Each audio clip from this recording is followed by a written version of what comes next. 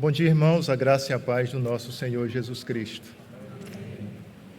Eu gostaria de convidá-los a abrirem as suas Bíblias comigo no Evangelho de Mateus, capítulo 4. Mateus 4, nós faremos a leitura do versículo 23 ao versículo 25. Já de antemão, eu advirto a vocês que a minha versão ainda não é a NAA, tá certo? Mas é um texto que basicamente a estrutura é a mesma. Mateus, capítulo 4, do versículo 23 ao versículo 25, diz assim a palavra do nosso Deus. Percorria Jesus toda a Galileia, ensinando nas sinagogas, pregando o evangelho do reino e curando toda sorte de doenças e enfermidade entre o povo. E a sua fama correu por toda a Síria. Trouxe-lhe então todos os doentes, acometidos de várias enfermidades e tormentos, endemoniados, lunáticos e paralíticos, e ele os curou. E da Galileia, Decápolis, Jerusalém, Judéia e da além do Jordão, numerosa multidão os seguiam. Amém. Vamos orar. Pai, nós te louvamos pelo privilégio que é poder estar na tua casa nessa manhã. Nós te louvamos pela salvação que foi trazida até nós pela tua obra de resgate. Nós te louvamos pelo privilégio de que, como povo de Deus, família tua, nós possamos estar agrupados aqui para te louvar. Mas nesse momento, ó Deus, nós te pedimos por graça e misericórdia, que o teu Santo Espírito fale ao nosso coração, que o Senhor use a tua palavra para nos exortar, edificar, fortalecer, e que nós possamos sair daqui edificados no Senhor, na certeza que Tu és o nosso Deus, o nosso Salvador, e que tem nos dado a responsabilidade de viver segundo os Teus padrões. Muito obrigado por esse momento e por essa oportunidade, de maneira, Senhor, que o Senhor me use como ferramenta Tua e o Teu nome seja exaltado. Nós louvamos em nome de Jesus. Amém. Como foi bem dito aqui, nós estamos encerrando o mês de missões. Nós estamos falando sobre missões a respeito do que é, de fato, ser um missionário. E, para todos os efeitos da Igreja de Cristo, Jesus sempre será o paradigma em todas as situações. Se você tratar de amor, Jesus é a quem nós devemos olhar. Se você trata de paz, de regozijo, se você trata de alguém que foi aflito, Jesus é esse padrão que nós vamos olhar. Assim também, como nós vamos tratar de missões, nós temos que olhar para como Jesus agiu, como Jesus trabalhou, qual era a atitude de Jesus ao buscar o perdido. E olhando para esse texto que nós acabamos de ler, nós entenderemos melhor o que de fato eu quero apresentar a vocês aqui, quando nós percebemos o contexto a qual o texto ele está inserido. O fato é, meus queridos irmãos, que quando nós lemos esse texto a respeito de um Jesus que anda na Galileia pregando o Evangelho, ensinando em sinagogas, nós devemos lembrar que há pouco tempo antes desse texto, João Batista pregava no deserto a respeito da vinda do rei. E João falava a respeito do arrependimento que era necessário. Arrependa-se porque está próximo o reino dos céus. E agora esse João Batista está preso. Está sendo levado cativo e vai perder a sua vida. E Jesus, ele sai do ambiente da Judeia e ele vai agora em direção à Galileia, pregar o Evangelho. Algumas pessoas podem dizer que o fato de Jesus ter saído da Judeia quando João Batista foi preso, foi para evitar, de certa maneira, uma perseguição antecipada. É possível que nós possamos argumentar dessa maneira também.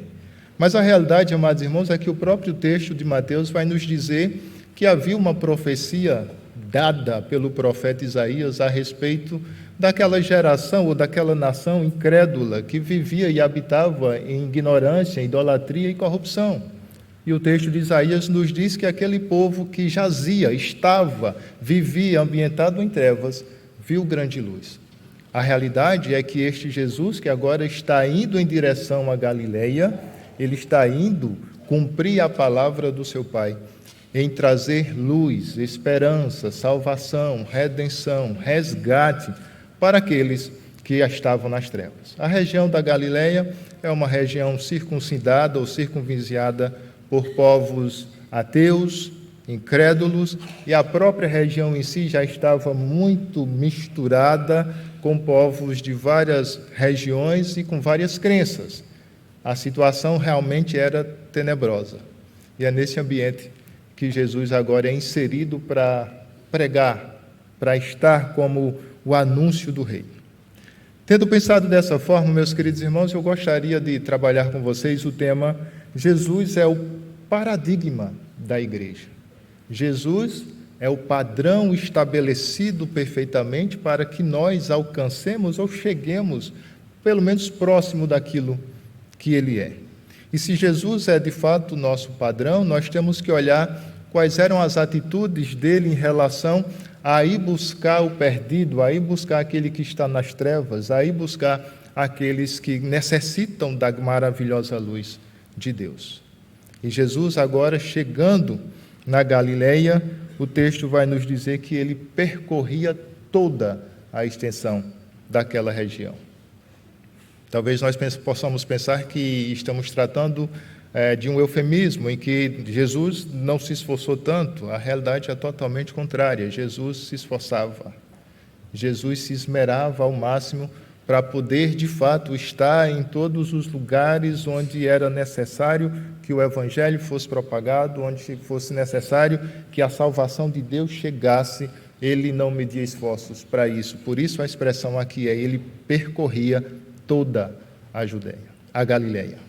Ele percorria, ele se esmerava no seu trabalho. E tendo isso por base, nós veremos pelo menos 3 ações básicas de Jesus aqui, fazendo esse percurso em direção à Galileia e em busca do perdido.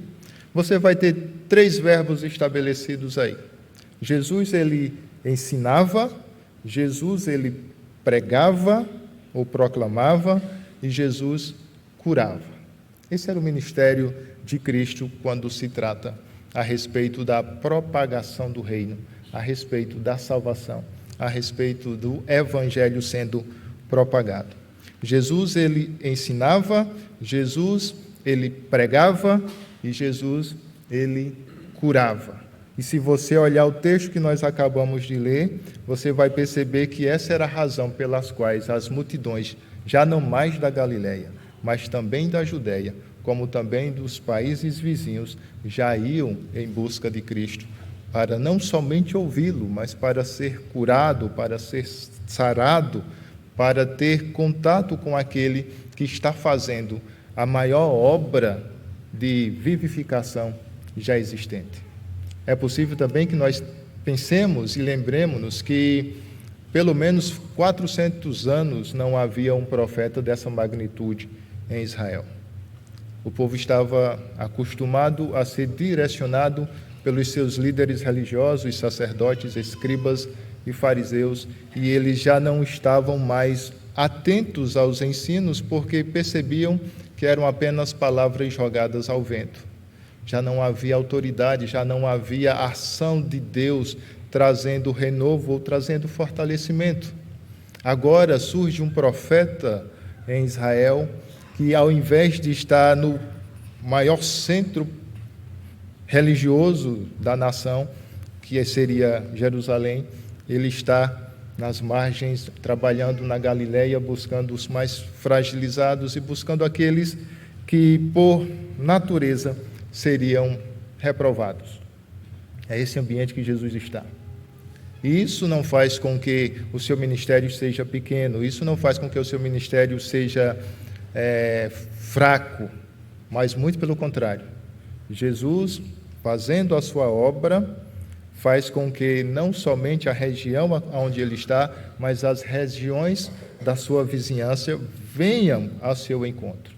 Isso significa que Jesus é uma autoridade? Também, mas isso significa que o seu ministério, de fato, tem sido e tem feito a diferença naquele contexto tão caótico. Significando que olhavam para Jesus como algo distinto e diferente naquele contexto histórico.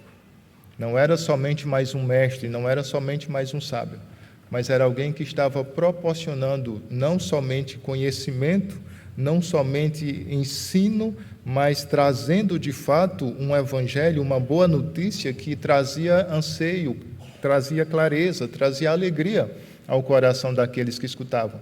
Mas não somente trazia alegria e esperança, aqueles necessitados eram transformados no seu todo, na sua plenitude, seu corpo e sua alma. Por isso é importante entendermos que o ministério de Cristo nessa área de missões, de propagação do Evangelho, é um ministério completo, ele é todo. Existe a perfeição do ensino, existe a clareza e o poder da propagação do reino de Deus, mas existe o cuidado de Cristo em relação às fragilidades do homem. O homem precisa ser tratado do seu ser como um todo. E o texto vai dizer que Jesus curava enfermos, paralíticos, lunáticos. Eu gostei da palavra trazida na NAA, que é epiléticos. É mais fácil trabalhar. Mas também cuidava de endemoniados. Jesus mudava o coração, mas mudava a alma, mas mudava também o físico daqueles com quem chegavam a Ele. E pensando dessa forma, irmãos, vamos trabalhar sobre essa perspectiva. Jesus, ele ensinava, Jesus, ele pregava, Jesus, ele curava. E quando se trata de ensino, nós vamos perceber aqui no versículo 23, e pasmem, toda a nossa estrutura está apenas no versículo 23, vai dizer que Jesus, ele percorria toda a Galileia, ensinando nas sinagogas. Ensinando nas sinagogas. É claro que Jesus ensinava em outros ambientes, mas essa informação, ela faz com que nós queiramos perceber qual é a natureza desse ensino nas sinagogas. As sinagogas, elas surgiram num período em que Israel foi levado cativo, Israel não tinha mais acesso ao templo, não poderia fazer ou celebrar o seu culto de maneira como é estabelecido na lei, mas um povo cativo durante 70 anos, longe da sua religiosidade, mas não somente da sua religiosidade, mas da sua cultura, da sua língua, do seu povo.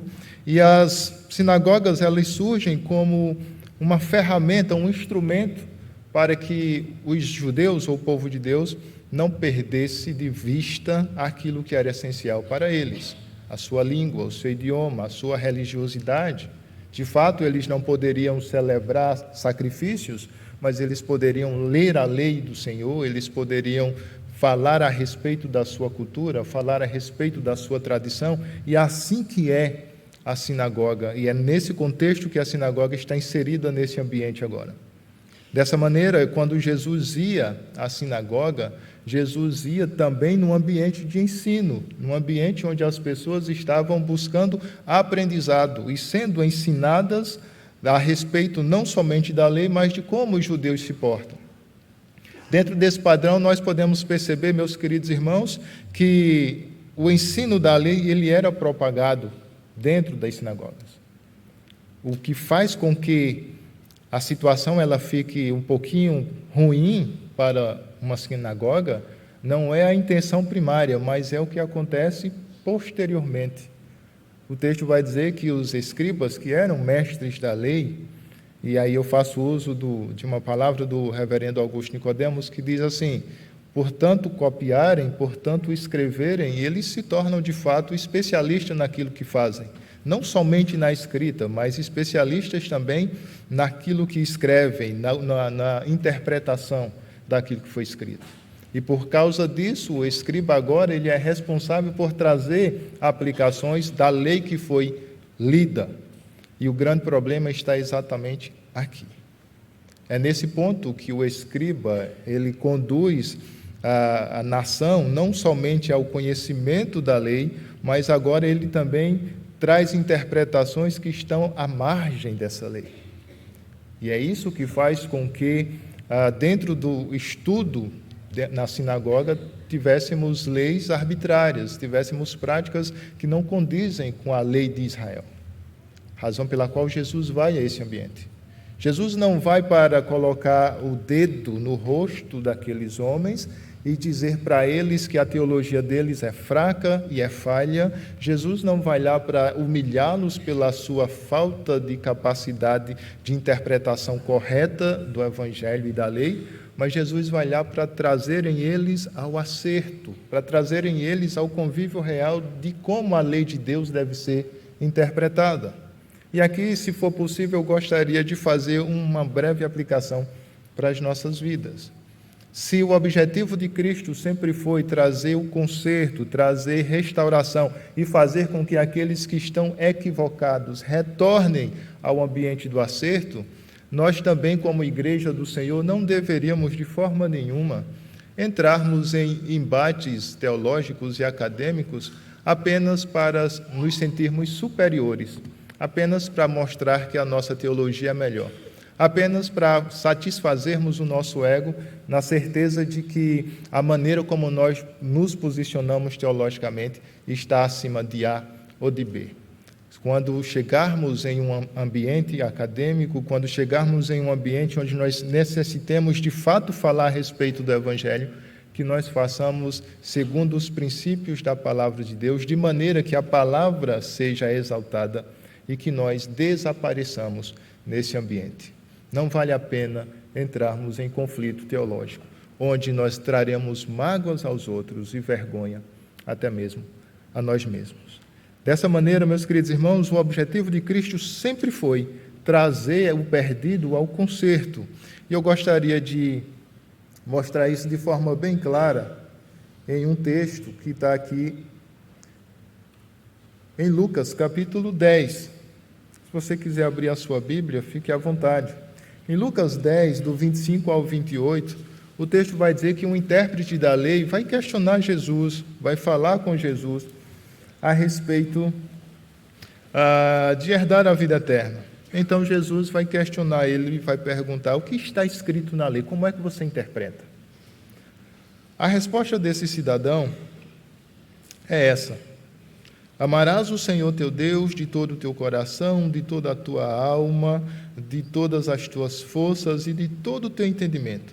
E amarás o teu próximo como a ti mesmo. E aí Jesus diz: dissestes bem. É isso de fato que a lei diz. É assim que é. Respondestes assertivamente. Então faça isso. É isto que é a lei de Deus? É. Então faça. O rapaz, já todo cheio de dúvidas, todo angustiado, porque a resposta de Jesus desconcertou, ele vai dizer assim: então quem é o meu próximo? E é nesse ambiente que nós temos a parábola do bom samaritano. Teu próximo é aquele que precisa de você. Então não adianta eu saber que a lei de Deus ela é perfeita, ela é santa e que ela me ensina a amar a Deus sobre todas as coisas, o decálogo, as 4 primeiras ordenanças da lei moral. Não adianta eu saber que tudo aquilo que está na 2ª tábua da lei tem a ver com o meu relacionamento pessoal e eu não pratico nada disso. Jesus ele chama a atenção dizendo assim: olha, você está errado nisso, acerte e pratique. O ensino não é o lançamento de informações. O ensino é o desenvolvimento do conhecimento àqueles que estavam aquém e agora foram trazidos ao ambiente do acerto. E isso deve ser feito com humildade, com amor, com paciência. Jamais atrelando ou atribuindo ao outro inferioridade. É assim que Jesus ensina. É assim que a igreja deveria ensinar. Em segundo momento, meus queridos, no ministério de Jesus, trabalhando o reino de Deus, ele vai ser aquele que prega o evangelho do reino. Não é o evangelho da denominação, não é o evangelho do pastor, é o evangelho do reino de Deus. É de fato possível alguém dizer que pregar e ensinar elas se equiparam, e é verdade, na pregação deve ter ensino. Mas a palavra utilizada aqui, ela tem muito mais a ver com pronunciar, proclamar, falar mesmo de fato. E é isso que Jesus está fazendo. Ele está falando, ele está pronunciando, ele está divulgando. E ele está divulgando aquilo que nós chamamos de evangelho, a boa notícia. É interessante que quando nós olhamos para a palavra em si, é uma boa notícia que é dada imediata. A situação é como se fosse a seguinte: alguém está vindo para te dar uma notícia e você não sabe que notícia é essa, se ela é boa ou se ela é ruim, você vai ficar angustiado, porém aquele que é o anunciante vai te dar uma notícia que é extraordinariamente boa. Então, o que Jesus está fazendo aqui é anunciando a melhor notícia do mundo. A boa notícia, o evangelho do reino. E aqui nós temos por base entender qual é a notícia que está sendo anunciada de imediato. Aí nós olhamos para João Batista. João Batista está dizendo: se arrependam porque o reino de Deus está próximo. O evangelho pregado por Jesus tem essa conotação também. Você vai ver João Batista dizendo isso em Mateus 3:2, e você vai ter o próprio Cristo falando a respeito dessa situação em Mateus 4:17. Pois Jesus, a partir daquele momento, quando ele vai para a Galileia, ele passa a pregar dizendo: arrependei-vos, porque está próximo o reino dos céus. Então é uma mensagem imediata, daquele momento, o reino dos céus está chegando. Esse é o anúncio que deve ser dado. O interessante é que quando nós vamos olhar a palavra traduzida como estar próximo, no grego ela tem a conotação de algo que está vindo em direção a, ou indo em direção a, significando que a boa notícia que está sendo anunciada, que o reino de Deus está próximo, é que o reino de Deus está vindo em direção a mim e a você, aquela nação pecaminosa, aquele povo em trevas. A boa notícia é: se alegrem, o reino de Deus moveu-se graciosamente em direção a vocês. Outra ideia que essa palavra nos traz é que essa boa notícia, em relação ao tempo, ela pode ser no momento, a qualquer instante, ela não tem prazo de tempo. Dessa maneira, nós podemos entender que a notícia que Jesus estava propagando era: o reino de Deus está indo em sua direção e ele está chegando de forma iminente. Agora, neste momento, o reino de Deus está sendo chegado até vocês. Talvez vocês não tenham a noção da grandiosidade dessa notícia se nós não prestarmos atenção ao todo. É um povo que está em trevas. É um povo misto de idolatria, de corrupção, de pecado. É um povo que está há 400 anos sem ouvir algo que traga de fato esperança de renovo. Deus está em silêncio, não tem profeta.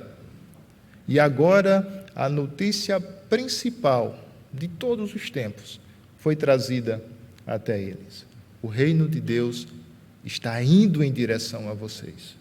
Chegou até vocês.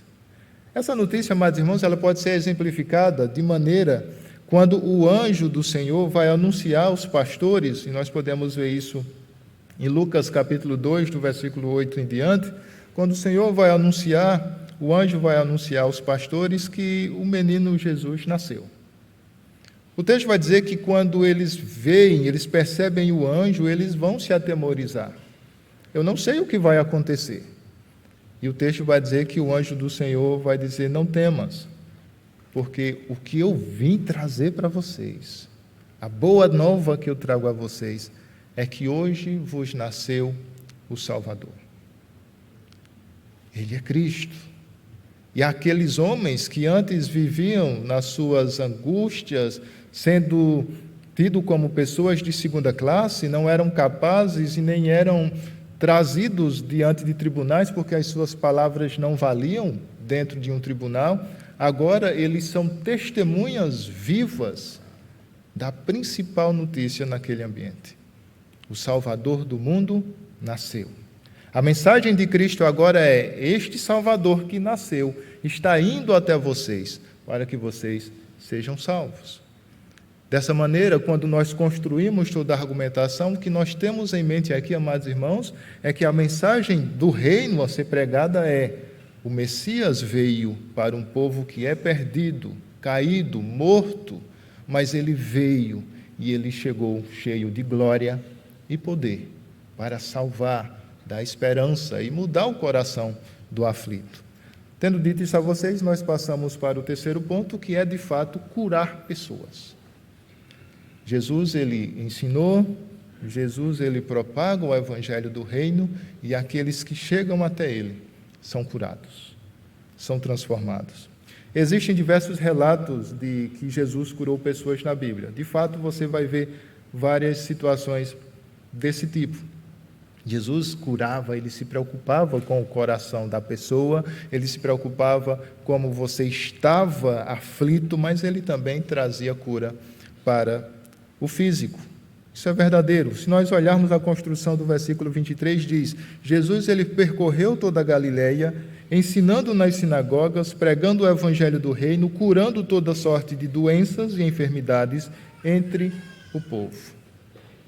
Curando toda sorte de enfermidades. Pensar nesse sentido, amados irmãos, é olhar para o todo da necessidade humana. Jesus, ele não estava apenas anunciando o reino, mas ele estava, de fato, resgatando aqueles que o Pai lhe deu. O resgate de Deus na minha vida e na sua vida vai muito mais além de ter nos tirado do inferno, de ter nos livrado da sua ira e de ter nos garantido paz eterna com Ele. Isso é verídico, isso é imutável e isso é gracioso. Mas o Senhor também tem se preocupado com o mais íntimo do nosso ser. O Senhor quer que a nossa alma, que os nossos sentimentos, que as nossas emoções, elas estejam equilibradas, elas estejam pautadas na confiança nele. O Senhor quer também que o nosso físico, ele seja o mais íntimo, o mais digno, o mais forte possível.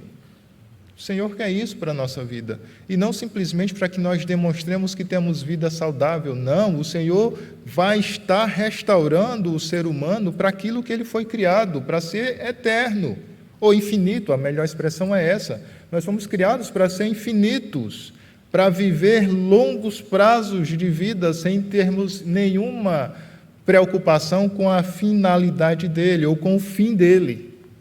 Dessa maneira, uma vez que o Senhor nos resgata, o Senhor também vai buscar proporcionar a nós longevidade de tempo, qualidade. Não é pecado nenhum esperar que o Senhor nos cure. Não é pecado nenhum esperar que o Senhor haja em nosso favor e nos traga prazer, alegria, bonança. É isto que o Senhor proporciona. Porém, meus queridos irmãos, apesar de ser qualidades, de ser bênçãos que estão de maneira mais prática em segundo plano, em segunda instância, faz parte da obra de Cristo em direção à sua igreja. A área principal e o fim principal da obra missionária de Cristo é o resgate do perdido, e isso ele faz com graça e misericórdia, e ele faz de maneira única e irrevogável. Mas ele também quer o seu bem-estar até o dia da chegada final. Não pense diferente. Não ache que nós precisamos sofrer para chegar no céu. Não ache que nós precisamos viver uma vida limitada pelas lutas, pela pobreza, pela enfermidade, para chegarmos no céu dignos de salvação. O Senhor já nos deu a salvação pela sua obra perfeita e plena. E sendo Ele Deus, que ama o seu povo e que quer cuidar do seu povo, Ele também age nas situações secundárias da nossa vida. Ele cura, Ele restaura a alma, Ele traz esperança, Ele faz com que nós queiramos viver um dia a mais, porque vale a pena viver um dia a mais. Ele faz com que nós queiramos construir família, porque construir família é a revelação plena de um Deus gracioso para com o homem. Ele quer que nós cultuemos o seu nome com alegria e saúde. Então, meus queridos irmãos, se você quer ser curado, peça a Deus. Se você quer ter esperança, peça a Deus. Se você quer ter alegria, peça a Deus. Ele vai dar se Ele quiser, mas peça a Deus. E saiba que Ele tem poder para fazer infinitamente mais do que tudo aquilo que nós pedimos ou pensamos. Jesus curou a sogra de Pedro. Marcos 1, 29 ao 31, Jesus curou a sogra de Pedro. Estava com febre, coisa simples. Jesus foi lá e curou. Mas Jesus também curou, meus queridos irmãos, um cego Bartimeu. Veja como as nuances da ação de Deus em relação à necessidade do homem, ela é variável. De uma febre a uma cegueira. Jesus também curou, meus queridos irmãos, um paralítico. Isso você vai ver em Mateus 9, de 1 ao 8. O Senhor curou um homem paralítico sem nenhuma ação, sem nenhum poder de agir em seu próprio favor. Foi levado à presença de Cristo pelos seus amigos, seus companheiros, e o Senhor curou. Mas também quando se trata de espiritualidade, o Senhor também vai lá e liberta um jovem possesso. Repreende o demônio. O Senhor, Ele age de maneira que aqueles que chegam na sua presença, eles são transformados, eles são salvos, eles são libertos, mas eles também são curados. Esse é o ministério de Cristo. Ensinar com sabedoria, mansidão e humildade, pregar a mensagem que realmente é importante para a salvação do homem. O reino de Deus é vindo até vocês e é trabalhar, cuidar do coração e do corpo daqueles que são seus. O Senhor faz tudo isso. É a obra dele. E sendo a obra dele e ele sendo o nosso paradigma, nós como igreja, como é que funciona isso para mim e para você? Se nós olhamos para Cristo e vemos Ele ensinando, se nós olhamos para Cristo e vemos Ele, de certa maneira, pregando o Evangelho com perfeição, nós olhamos para Cristo e vemos Ele cuidando da alma, mas também do corpo daqueles que o buscam. Qual é a nossa ação? Eu queria deixar pelo menos 3 aplicações simples para a nossa vida hoje, irmãos. Jesus, ele buscava, em primeiro lugar, ele buscava os ambientes da sinagoga para ensinar. Preste atenção. Para ensinar.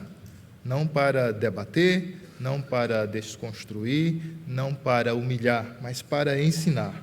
E se Jesus é o nosso paradigma, então, meus queridos irmãos, fujamos nós de toda discussão que seja infrutífera.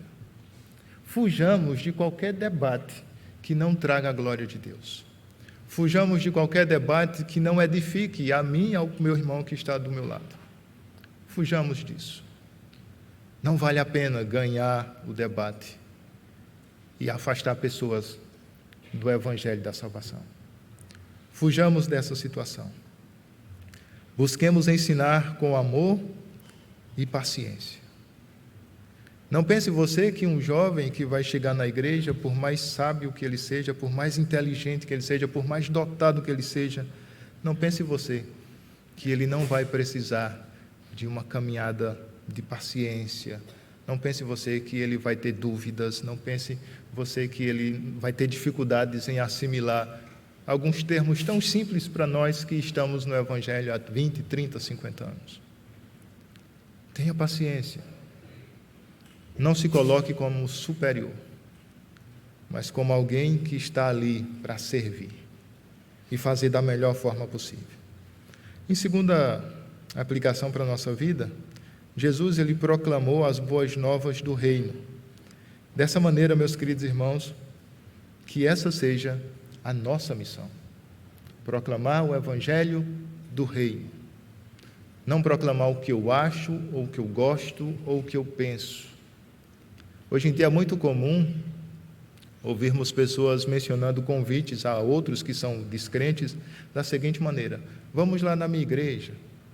A minha igreja é boa, é isso, é aquilo, tem isso e tem aquilo. Isso não é pregar o Evangelho. A gente faz esse tipo de atitude quando nós estamos tratando de clube. O meu clube, lá onde eu sou sócio, tem essas facilidades.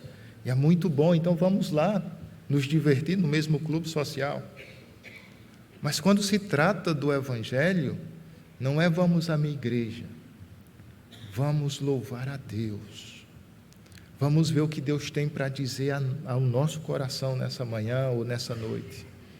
Se não tiver tempo para chamar para a igreja, senta ao lado do teu amigo, do teu parente e diz assim: Deus é bom. Ele vai querer saber por que Deus é bom. Ou no mínimo ele vai dizer: por que você acha isso?